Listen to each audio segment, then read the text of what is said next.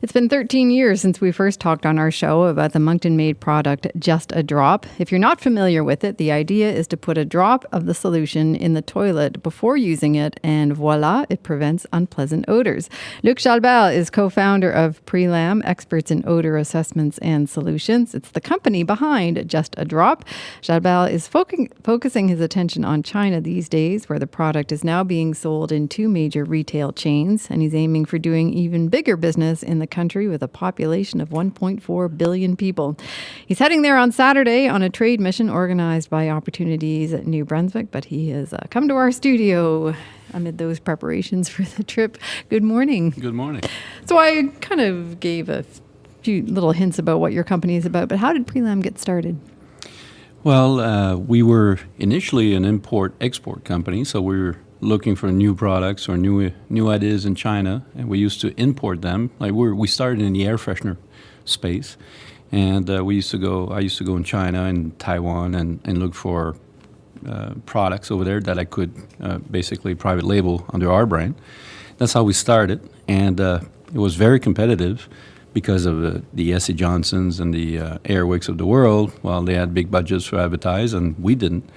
But we were lucky with Walmart Canada. We had a good section in the Walmarts, but unfortunately we could not promote our product like they could. So I stumbled on this formulation and the concept of using it before you go, because normally you light a match or you spray the can or you put the switch on in the fan. And so we tested the product, and everybody kept saying it really works and it's really cool. And so I realized I had something kind of innovative. And we decided at that time to switch our energy into this category that we were innovating. So we started this 13 years ago. Nobody used nothing before they went. They always used after. So, and that's when it started. So the challenge was to how do we market a product of, going for number 2? How do we spread the message and how do we communicate the message? And so that's where all the challenge started 13 years ago. So at this stage now, and then we were lucky, again, Walmart Canada supported us. So that was our first big entry into the retail. And after that, just going to chain and doing a lot of guerrilla stunts and PR and word of mouth really has been the key of success for us. Is when someone used our product, we sold over 10 million bottles now to this day. And we never refunded nobody.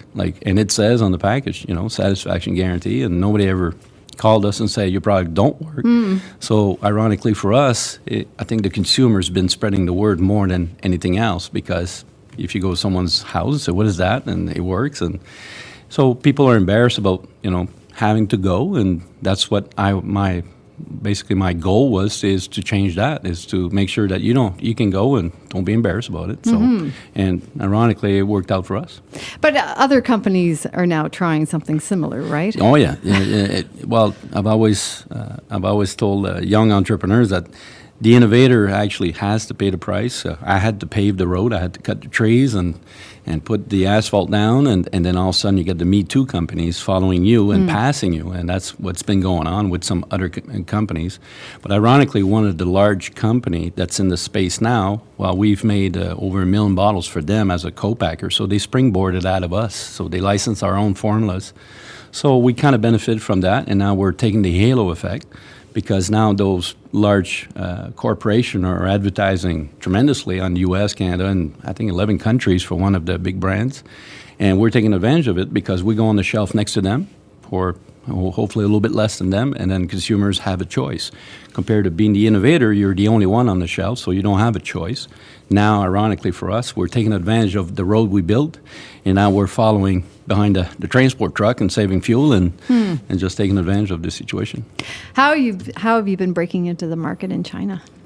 China, it's been the challenge over there was I knew that someday I've always promised myself I would sell products like from Canada to China, because I've been going there so many times, and I always purchase some raw materials, some bottles, some packaging, and I've always promised myself someday I'll bring something from Canada to the Chinese consumers.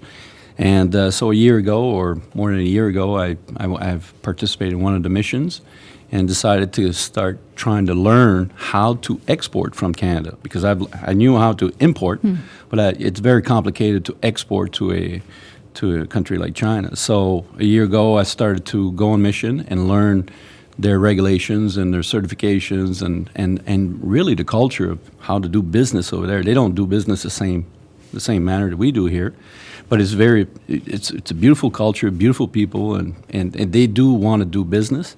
So the challenge for me was to learn that. So throughout the past year, I've been learning how to propose our new ideas, because we had resistance, like I had for 13 years. Like, why do we need this before you go? But there's 300 million middle class right now in China, and they predict in 24 months it will be 500 million. So there's a lot of consumers with disposable income, plus it's the younger crowd that's moving on up, and they're moving into the big cities. And they, in the old days, the bathroom situation was a little bit different in China.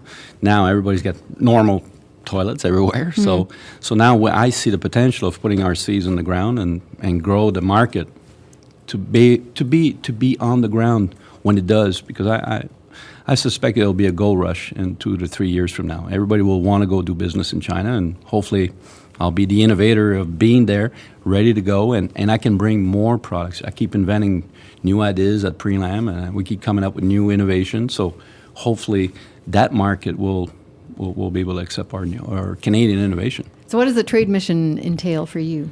Well, the trade mission, the advantage for us is to do cold calls is very complicated. I wouldn't know where to go in China. I mean, I've been there many times, but to start making cold calls or contacting retail chains or buyers like Walmart China or all the other brands, the weird names there, it's not easy. So the advantage that I had with the past mission is that they have a team on the ground over there.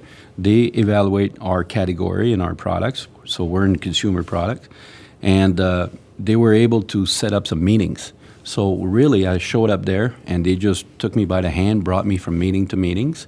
I would present our product and showcase why the success in Canada and U.S. and Mexico and all those things, and we want to bring it to the Chinese consumer. So, and a lot of them want to be innovator. They want to bring something that's different from their competitors. So it did help us by getting those appointments, and also with the trade commissioner and the federal and the provincial. So I was able to learn how to understand how to export, because it's so complicated. You got to understand how to function over there, and you have to find a good distributor that's going to be honest and sincere, and that's how we do business. So luckily we found one through one of the mission.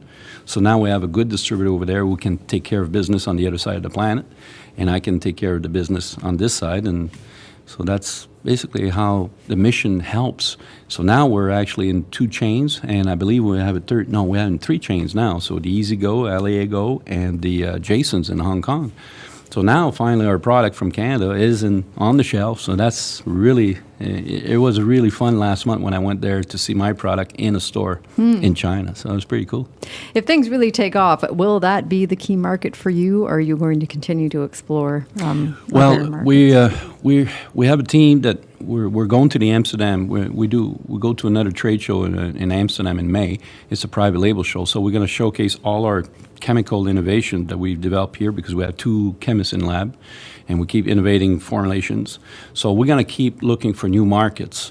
So right now, personally, I took the mandate to develop the Chinese market, while the rest of my team are working on Mexico and Chile and all the other countries that we're developing, especially also U.S. In U.S., we expect to be in the retails in the next few months. So we've been working on this for half a year now. So, but yeah, China is the one that I'm going for. Jobs-wise, what could this mean for your company in terms of who you can hire? Well, it's right now we're 12 employees at Prelam, and when we do have a production, we have 2 bottling lines in Moncton. And when we are in production, we'll bring another 8 to 10 employees temporary, because it's always sporadic, the orders. In terms of for China, it could be another 2, 3, 4 jobs easily, depending on the volume as it increase. I don't expect success quickly, and that's the big part about that I tell the other entrepreneur if they go to China is you have to be very patient. So I suspect we won't make profit or do very well yet, for the next 2 years. They will take time. I'll have to work hard to make sure I promote the product, social media. So right now we're looking at hiring someone in Moncton that can speak Mandarin and to help us do that social media in-house so we can do all our content in-house. And again, I'm the creator, so like I kind of come up with all this stuff. And right now we're looking to hire someone in China also, so we can support the distributor, but also work on our behalf. So yeah, there's some jobs can be created. All right. Well, best of luck in China and moving forward. Thanks so much. Well, thanks. Pleasure. Luc Jalvert is co-founder of Prelam. He leaves for China on Saturday as part of a trade mission organized by Opportunities New Brunswick.